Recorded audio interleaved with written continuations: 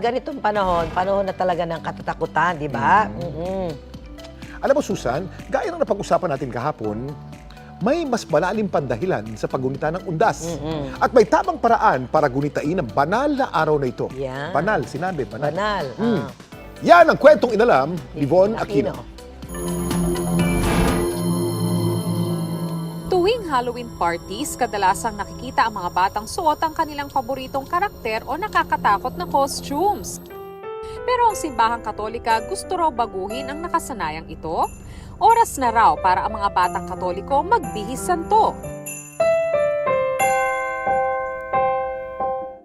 Sa Santissimo Rosario Parish Church sa Maynila, nagtipon-tipon ang ilang mga kabataan habang suot-suot ang ginagaya nilang santo. Itong ikalawang taon ng kanilang Parade of Saints.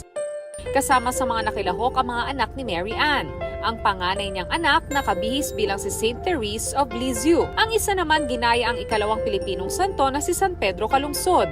Kwento ni Mary Ann, malaking bahagi ng kanyang pananampalataya si Saint Therese kaya napili niya itong ipasuot sa anak. Yung minsan pong nagkaroon po ng sakit yung mister ko po. Tapos, yun po, pinag-pray ko lang po kay Saint Therese po. Yun po yung walang-wala po kami. Nangyari na tupad. At sa ngayon po, naano po yung mister ko po.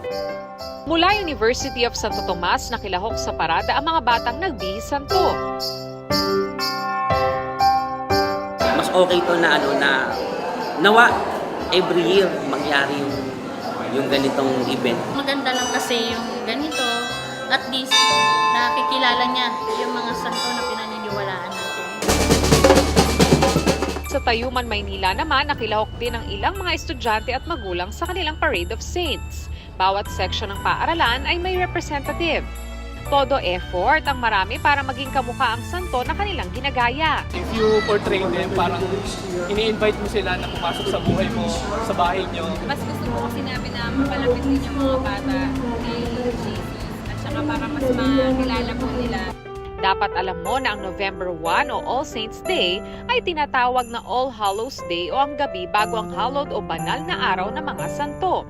Pinaniniwalaan din na nagsimula ang Halloween sa mga Celts, isang ancient tribe sa Europa 2,000 years ago. Sa pagdiriwang ng tinatawag nilang Samhain, bumubukas daw ang kabilang mundo tuwing bisperas ng kanilang bagong taon na ginaganap tuwing November 1. Nagsusuot ang mga Celts ng costumes gaya ng ulo at balat ng hayo para maitaboy ang masamang espiritu.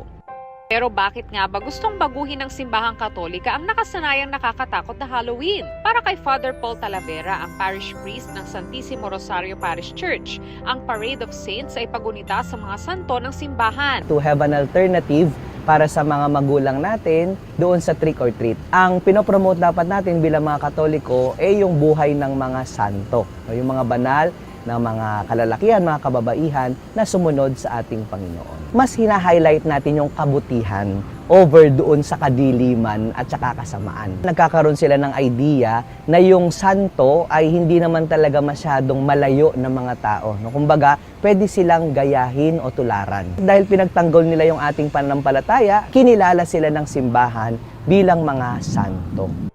Malaking bahagi ng buhay ng mga Katoliko ang paniniwala at debosyon sa mga santo. Sa pagbibihis at pag-alala sa mga buhay ng mga banal, dito nila na ipapakita ang kanilang pananampalataya at pagkakakilanlan. Ako si Von Aquino at yan ang kwentong dapat alam mo.